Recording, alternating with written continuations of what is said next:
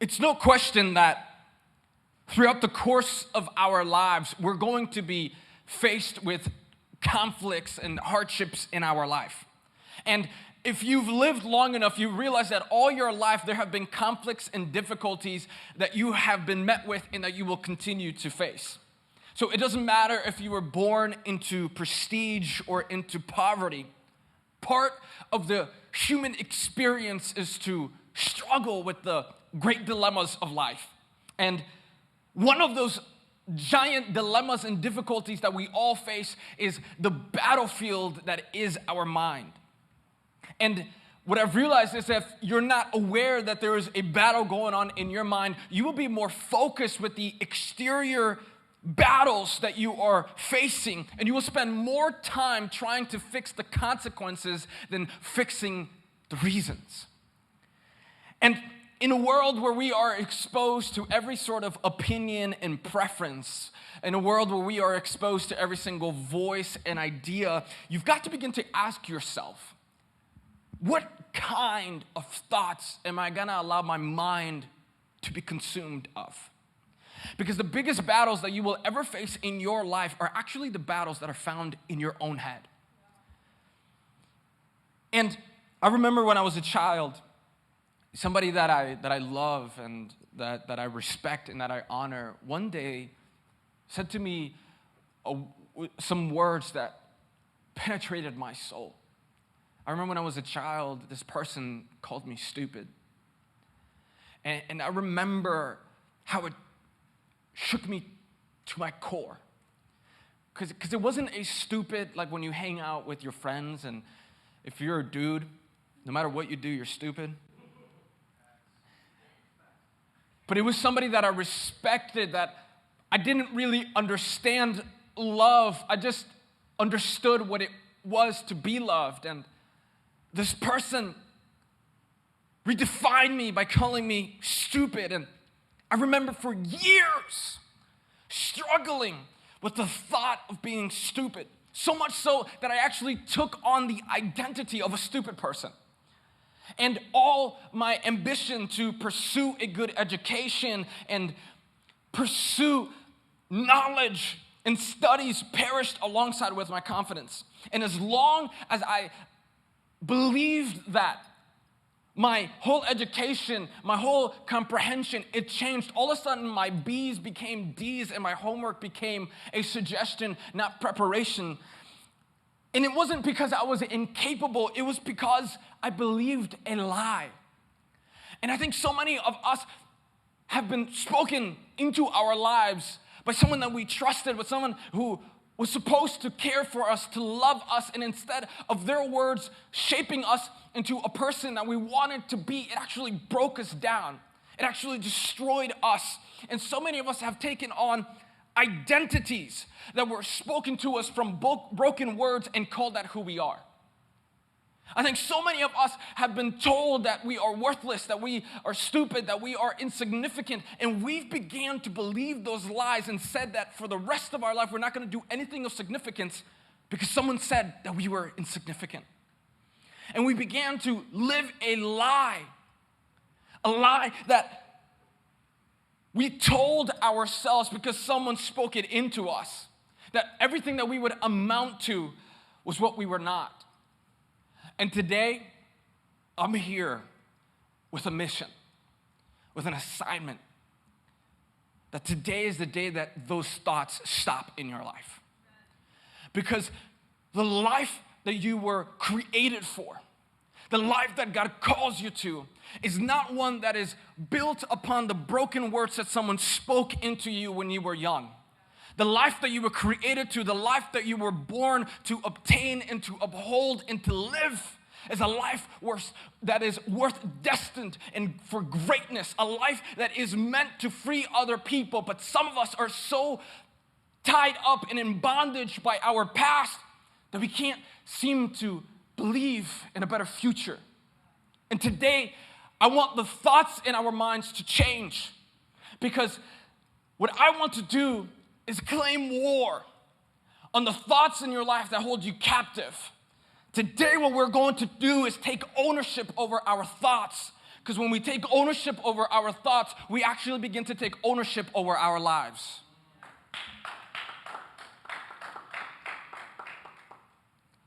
Because what I realized is that you weren't designed for anything less than what God called you to.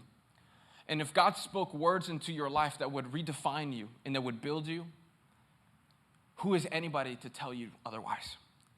So there's a scripture in Romans chapter 12, verse 2, that I want to read that I think is so profound. I remember reading this scripture for the first time when I was 10 years old. And I remember being a 10-year-old reading this and being like, I don't know what the heck this means, but man, there's some bars. It's like most of like the Drake songs I listen to when he starts rapping. I'm like, I don't know what that means, but that was pretty cool. So in Romans chapter 12, verse 2, it reads this.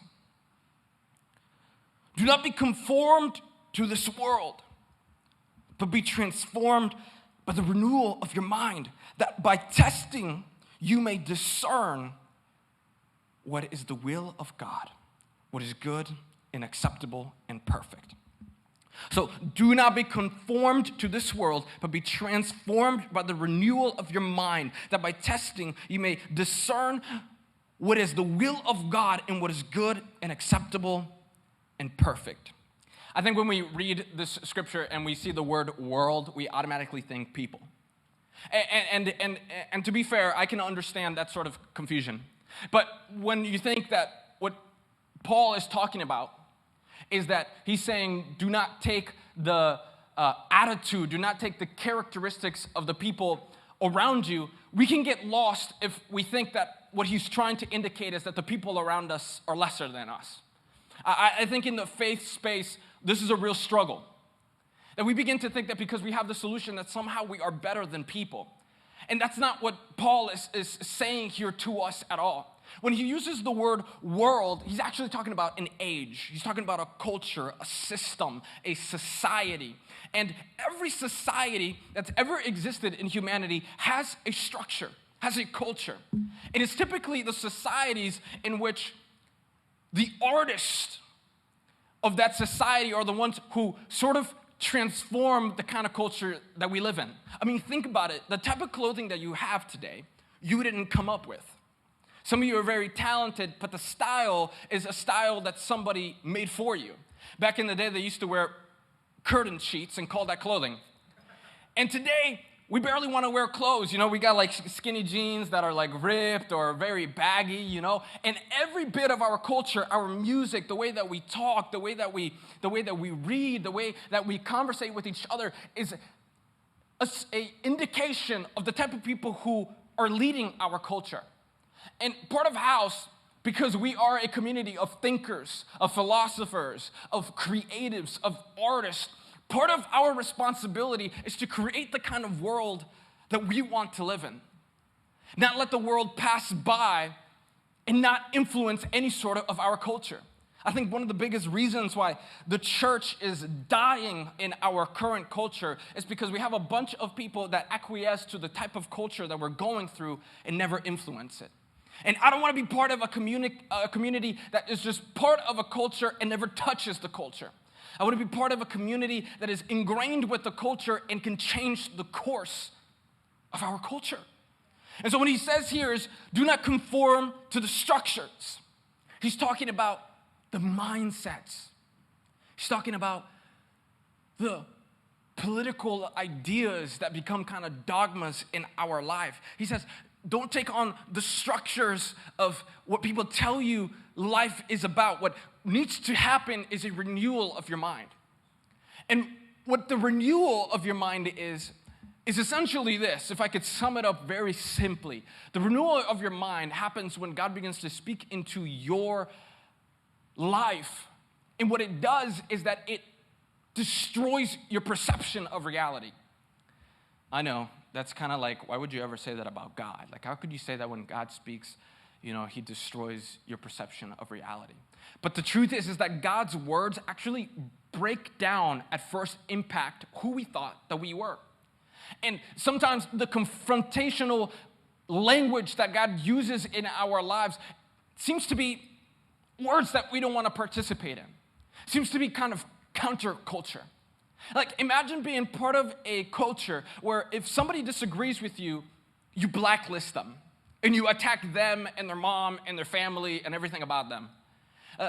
Literally, we put up a post about how we're going to have a summer camp here.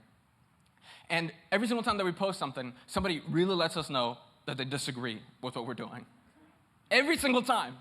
And I think to myself, like, hey, yo, if you don't agree with what we're doing, just don't comment, you know?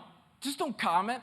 But every single time that we post something that is counterculture, somebody goes ahead and tells me how my mom doesn't love me.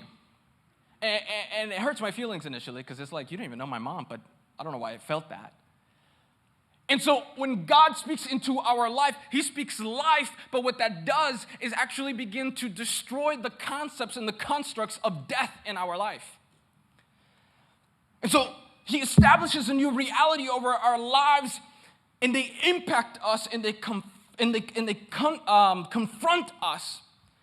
And what I've realized is that we live in a generation that hates confrontation.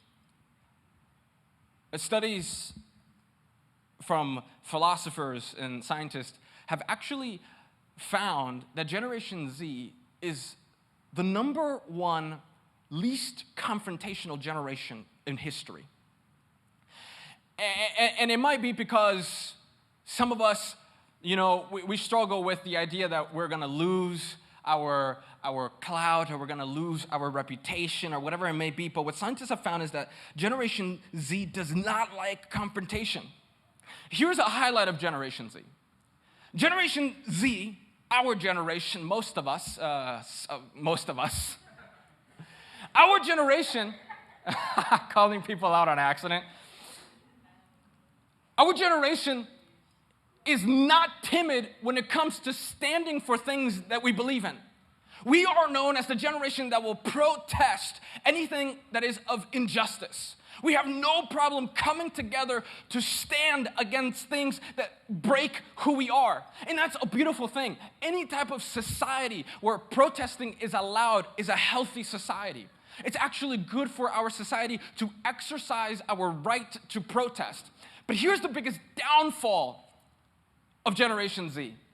The biggest downfall of Generation Z is if your opinion or your incorrect fact is challenged, what that creates is a volatile, toxic space in our culture. God forbid you disagree with somebody from Generation Z.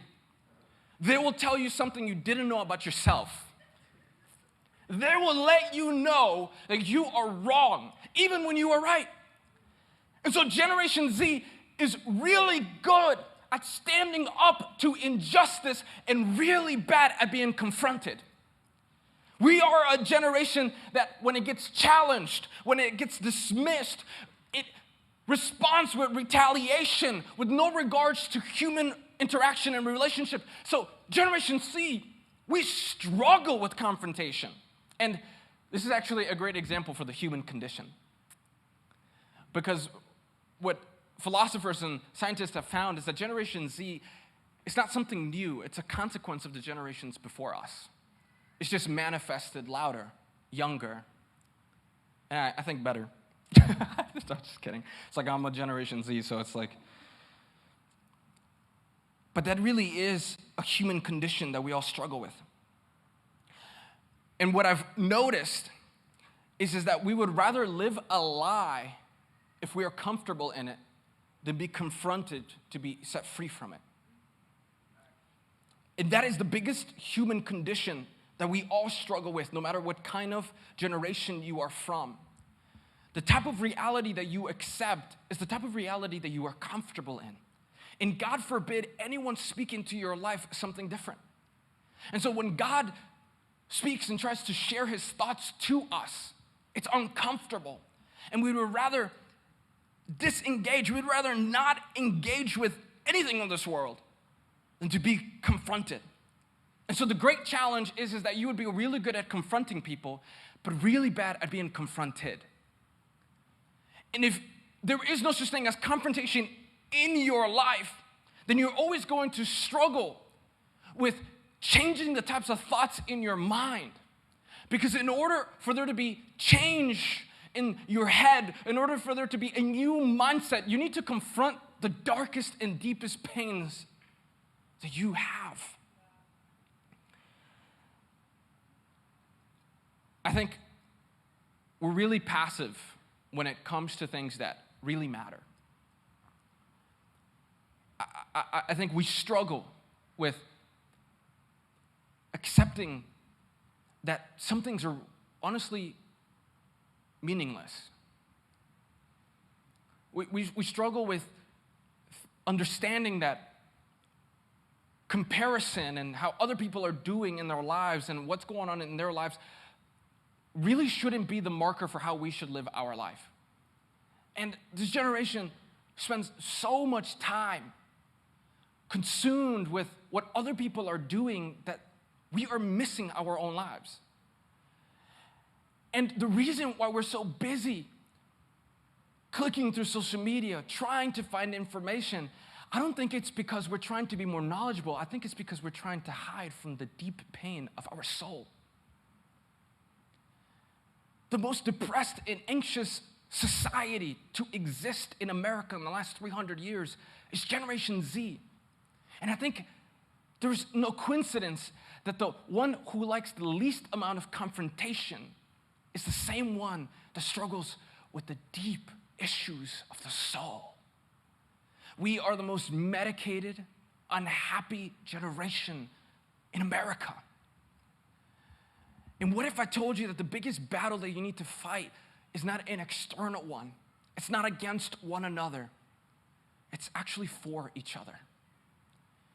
And the battle doesn't begin by you speaking words to people. It begins by you looking into your interpersonal self and fighting the battle that is the darkness inside of you. I've got your attention. So do you have thoughts or do your thoughts have you? Because I think we would like to think that we are freely thinking. It's so big in our culture. To think freely, house. It's all about thinking free. But what I've realized is that there is more people with talent, with gifts, people who in the future are going to come up with inventions and breakthroughs for our society. But our thought process actually dictates the kind of life that we live. And you think that you have forced and chosen some of the thoughts in your mind out of thin air. But what I found is that our generation is more filled with other people's thoughts than our own. That we are a generation that takes on the beliefs, takes on the responsibilities of someone else and calls it our own without original thought, but just following whatever the crowd says. And so Paul right here is telling us to be counterculture, which is like so annoying. Because if you've known anybody, okay, one of my closest friends who will remain, Kathleen, he purposely loves to be counterculture. If anybody loves anything, he says, I'm gonna hate it. And he tells you, I don't like it. Have you watched it? No. You know, and it's like, I don't, and we can easily begin to think that in order for us to change our culture, we need to rebel against the culture. But that's not what Paul is saying. What Paul is saying is to rebel against thoughts that are not your own and thoughts that bring death to your life and darkness, not thoughts that bring life. And so that's the biggest struggle that we have, because in order for us to win the battle of our minds, we need to struggle. We need to fight our shadow side.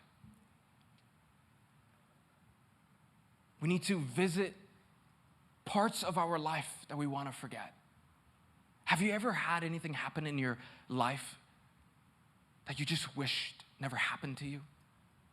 I mean, like this deep sense of pain that although it's been 20-something years, you refuse to confront the reality of what happened when you were 2, when you were 3.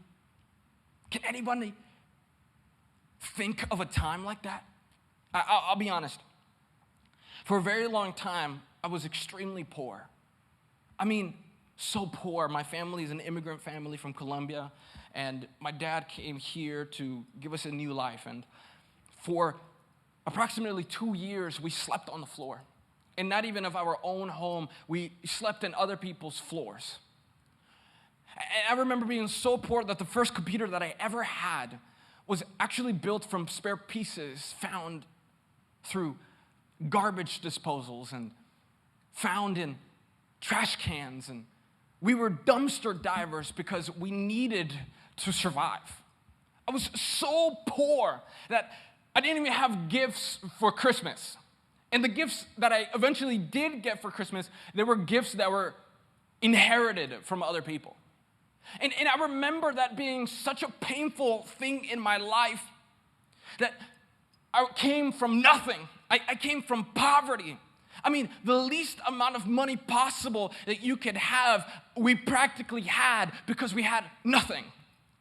In 2007, my father could only afford a Nissan Altima from 1999, and it really was from 1999. And that's where we had to travel and sleep in for 4 days as we traveled from New York to here. And I remember feeling so much shame and so much guilt that I tried to escape the reality in which I was living in. And I tried to suppress the feelings of shame by compensating it by trying to purchase expensive clothes and expensive accessories. And soon, what I began to do is develop thoughts in my head that told me that I was embarrassing.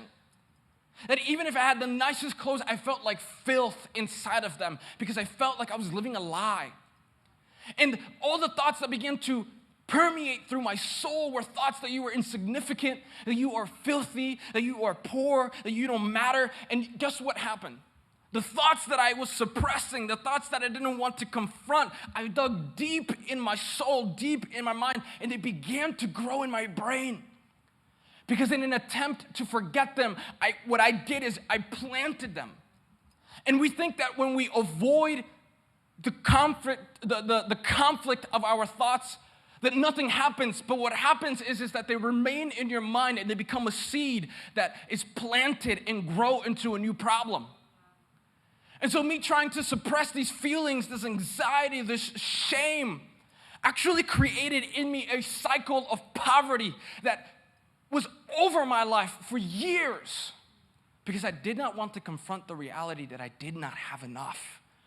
And I think some of us were trying to hide the pain of that one thing that our family said to us.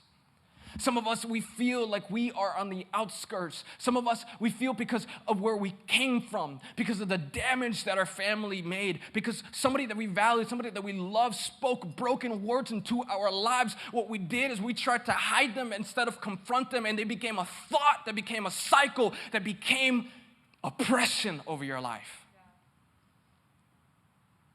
And I don't want to live a life where I will have a battle in my mind for the rest of my life, but have no say in the kind of thoughts that I have. How about you?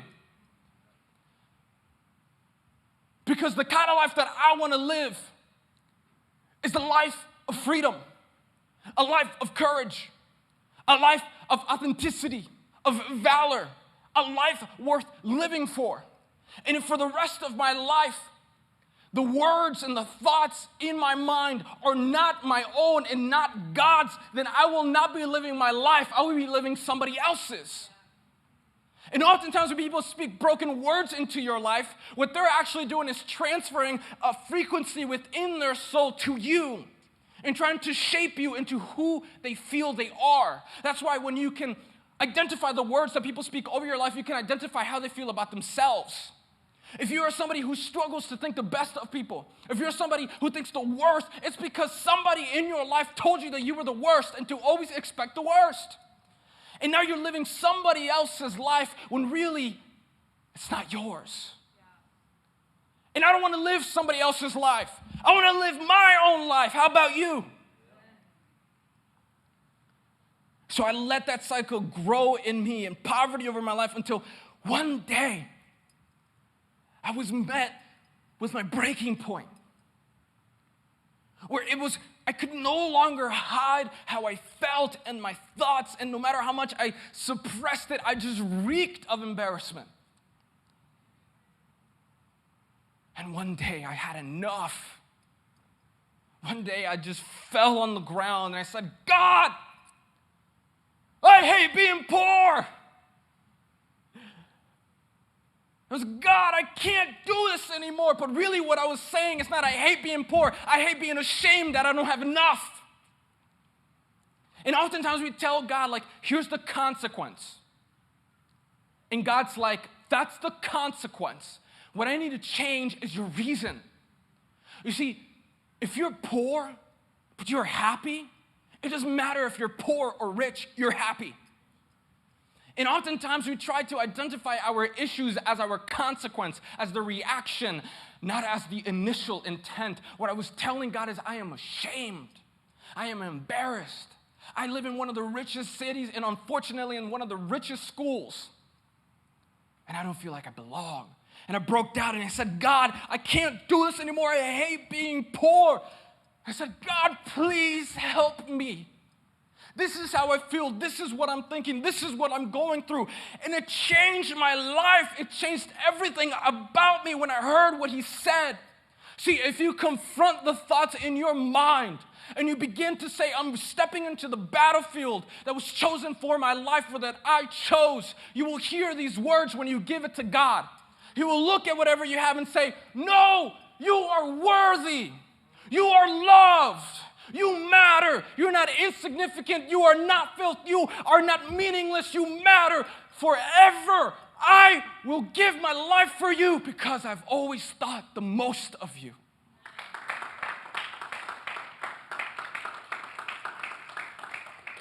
You're not your worst moments. And so to choose to take our thoughts and to fight the battles in our mind, you need to confront your deepest shadow side. And maybe you ask yourselves, like, what's a shadow side? Everything that is good in you has a shadow side. I am somebody who gets obsessed. I have an obsession disorder called obsession. And the shadow side is if I would focus on things that are not good, they become addictions. Right? If you're a really trusting person, your shadow side is that you're probably ignorant. And it's not that you shouldn't trust people. It's if you trust everyone, even if they tell you, I mean ill intent over you, and you go, that's your shadow side. Right? If you struggle with finances, your shadow side is not that you don't have enough money. It's that you're poor in investments.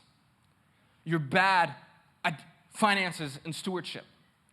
If you come across a leader who speaks death over your life, who speaks life over your death, who speaks life over the life that you think is death, and he speaks life into you, and it impacts you, he has the same shadow side power to destroy you completely. Up here, I can completely destroy your character by telling you one wrong thing and destroy your perception of reality. Everybody has a shadow side, but what you choose to be is what you think. And what you think is what you hear. So back to Romans chapter 2, verse 12. How are we doing? Are we hanging in there? Yes, sir. We're getting there. We're getting there. Do not be conformed to this world, but be transformed by the renewal of your mind, that by testing you may discern what is the will of God, what is good, perfect, acceptable, and perfect. I think it's hard for us to conceptualize what a test is. I sucked at tests, okay? I had one class that straight A the entire year, and it was called Ace Marine Biology, whatever. And the reason it was is because really it was advanced coloring class. So it's like, okay, draw the ocean, A. That was good, you know what I mean? But I think we have a really hard time conceptualizing what a test is, especially when it comes to God. And I think that it's a common thought to think that God tests us. Have you ever heard that? Yeah. God tests you. He's like a dean. He's like your teacher. And if you get the wrong answers, you're not entering heaven. You know, like, who told you that? Perfect point. The type of people that you surround yourself with will be indicative to the kind of perception you have about God. And I think it's a common thought to think that God tests us. I really do. But what I've come to realize is that God doesn't test us as much as he prepares us. See, most of the time, we are the ones who create difficulties in our life. Sometimes, things that are just nature hit you and impact you and hurt you that are outside of your control. But most of the times, the issues that you have in your life are people. Even if you are the issue, you're still a person. And most of the times, our difficulties are not something that God created, but it's actually something that we materialized because of the brokenness within us. And we think that God brings us really difficult trials because you're a soldier. And God gives the biggest, whatever, that's a stupid saying. You know, God gives the strongest soldiers the hardest, shut up. And so we think that God brings us really difficult trials because he's punishing us. Have you ever just know you've been doing really bad, and then all of a sudden a big trial comes and you go, God's punishing me. And then you mature in your faith and you realize life can go really good and you be right on the ball and still be met with horrendous circumstances. So it's not karma, by the way. God doesn't work like karma. If you do good, good things happen to you. I know Solomon tells us that, but it's more to do with generosity. It's more to do, if you give, good things will be planted, and giving will continue a cycle within every person that you touch. That's what that's about. And we think that God is this karma. If I do good, good things are going to happen in my life.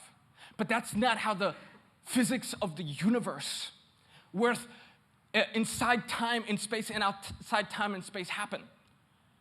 We decide the kind of life that we live, the kind of future that we create. Stop blaming God for your poor decisions.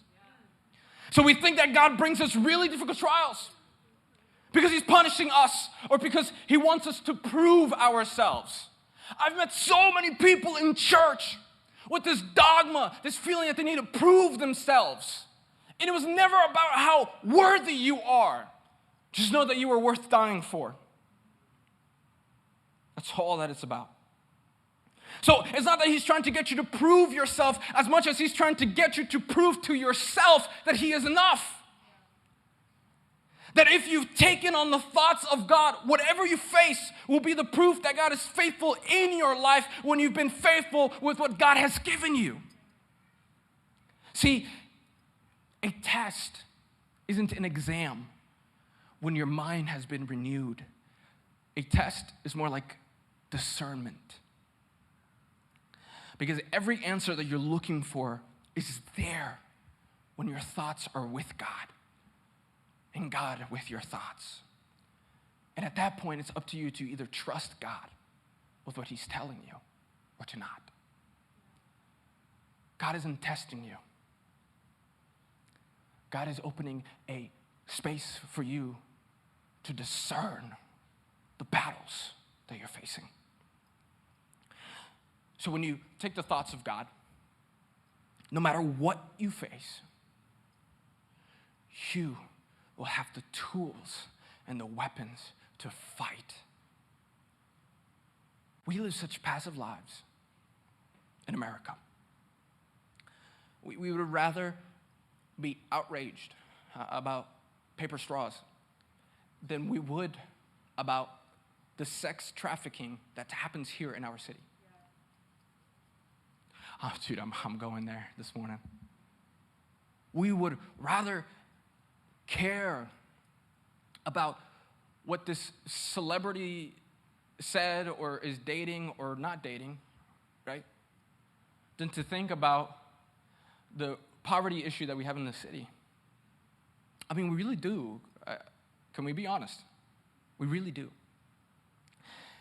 And I think when we live such passive lives, we don't make impact in other people's lives, nevertheless our own. Because can I tell you something? The type of life that you live is indicative of the kind of battles you've won.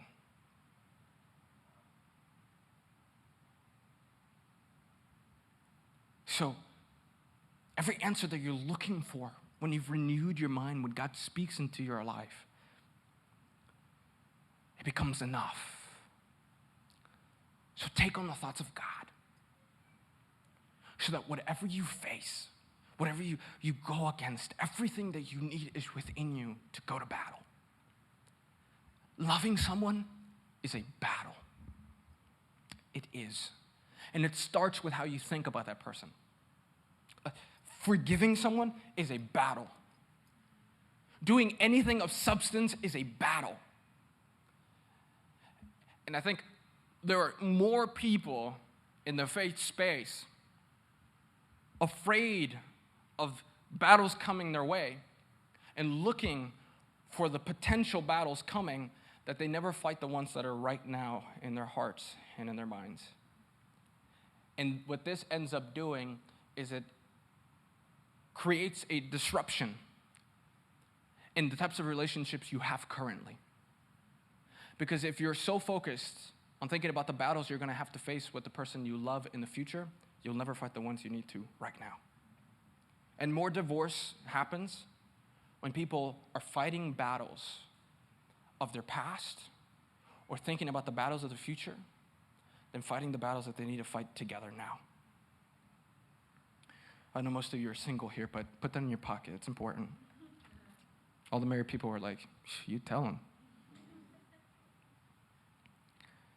And so the challenge is that you would, dude.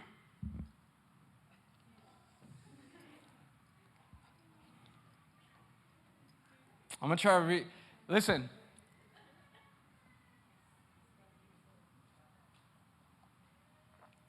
Can I be honest with you for 1 second? Okay. I told you last week that I actually really dislike when people are weak. And maybe that's a weakness in me. I think it's probably a weakness in me, but also, come on, get it together. Because it doesn't bother me when people have problems. It doesn't bother me when people struggle with things. It doesn't even bother me if you keep on making the same wrong decision. What bothers me is that you know your issues, that you know your problems, and you do nothing about it. And it irks me, because what that tells me is that you're a weak person. And it just, maybe it's because within my nature, I'm a go-getter. The common theme of my life is, wow, you're really young. That's always what people have said, even before this moment. You're really young, and I've thought you're really slow. Because the kind of life that you live and the kind of pace that you go is the pace that God sets for you. And some of the challenges that I have had to face in my teenage life, even in my childhood, are situations and moments that happen normally in other people's lives way after. See, when I came here, the reason I came here is because my family was being persecuted. Our life was being threatened. I saw gun violence before I was way too young. I saw fear for the first time in the eyes of my 7-month-old brother. And it broke me. And it shattered my reality of what it was to be innocent as a child. And since that moment, I did not see the world through rosy glasses. From there, I went to sleep on the floor. From there, I went into dumpster diving. As a child, I went through things that are so difficult that I pray most people don't go after. And you know what that taught me? Is that when you are resilient, when you are strong, when the battles come ahead of you and you stand your ground and you fight, you become strong. And the challenge is that you would pray God to take away the battles in your mind. God, please take away this battle that I'm going through. When really what you should be asking God is to give you the tools to fight the battle you're facing. And not just the battles of today, but to put some practical thoughts in your mind to fight the battles of tomorrow. You know what I learned? Well, we were in the taxi cab, my little brother and I, my mom, and we were being shot at. You know what I learned? That even in death, those who you love will remain with you.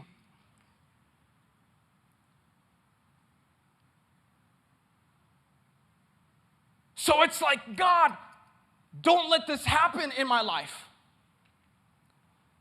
And God's like, I'm trying to make you strong so that the battles that you win become lessons for your life. I think that one deserves a clap. That one is important. So could you imagine a whole life avoiding the battles that come to you? You'd spend your life thinking that you've avoided conflict, but really, you've just become really comfortable at being a prisoner. Oh, you missed that. So instead of asking God to take away the battles of your life, what you should really be asking from Him is to make you stronger. And when we ask God to take away the conflicts and the battles in our mind, we are skipping a process in our life in which God wants to tell us, I am enough and you are strong enough to go through whatever you need to. And so you need to confront the shadow side, those thoughts that have you captive. You need to fight them, and here's how. Because God wants you to be ready to face anything that comes your way that may steal your peace and your identity. Oh, and by the way, you will know that His thoughts win the battles in your mind only when you've been battle tested. So here is how you fight the thoughts that are your shadow side and dark in your mind.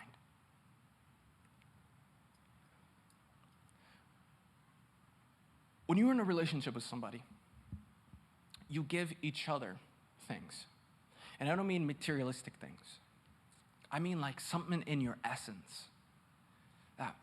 Some of you are introverts. And when you're in a room full of people, it just drains you. It just drains you. Oh, there's 4 people in here. I'm going to die. There's too many people. But it recharges you when you're alone. Introverts have such a pulse on the type of energy and frequency that humans have. Because when you're exuding energy, when you're talking, when you're having fun, there is these components in your cells that are actually become magnetic and electrifying. And what science has found is that introverted people sense this.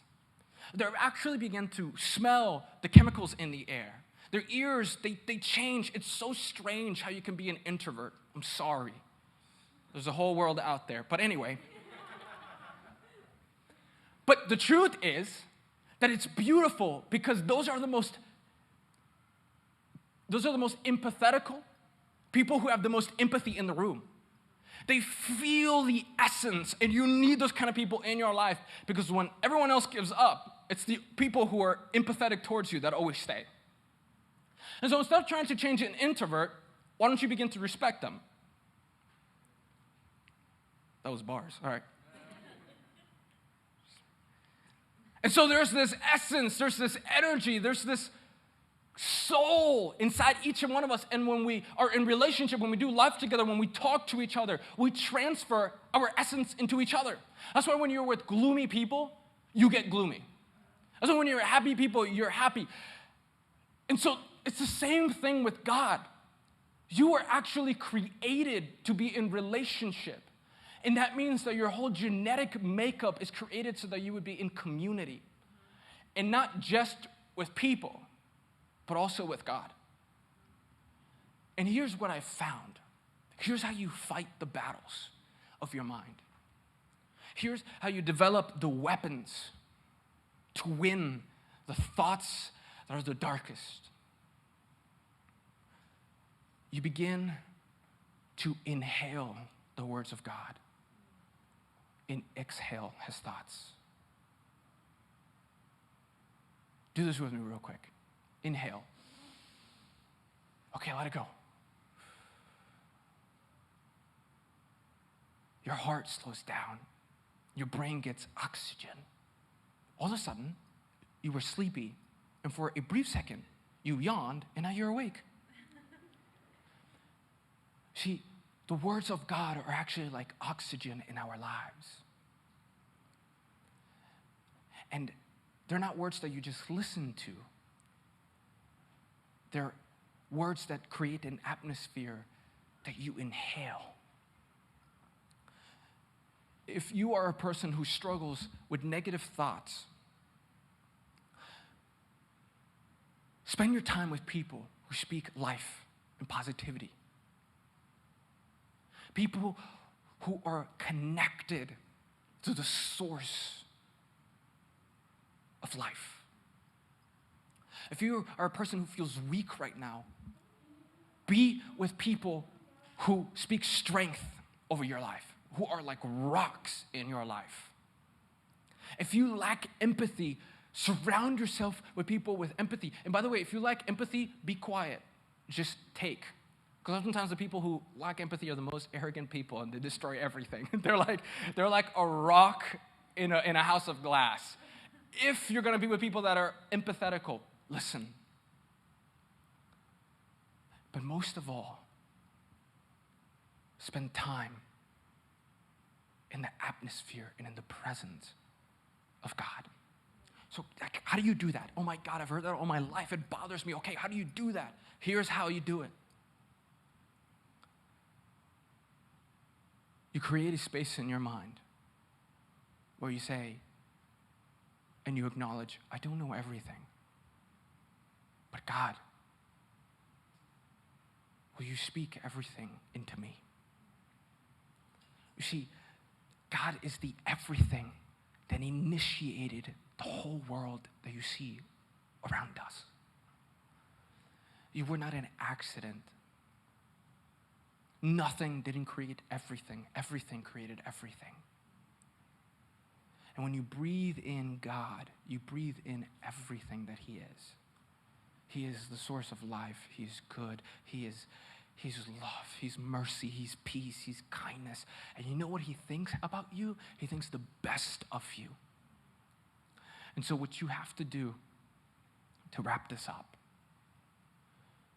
is create room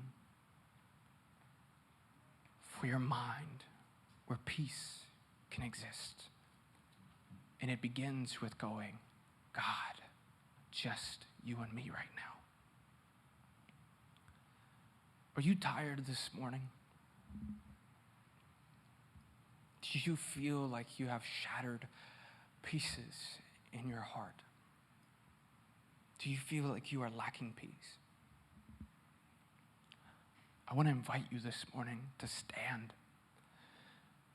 right now.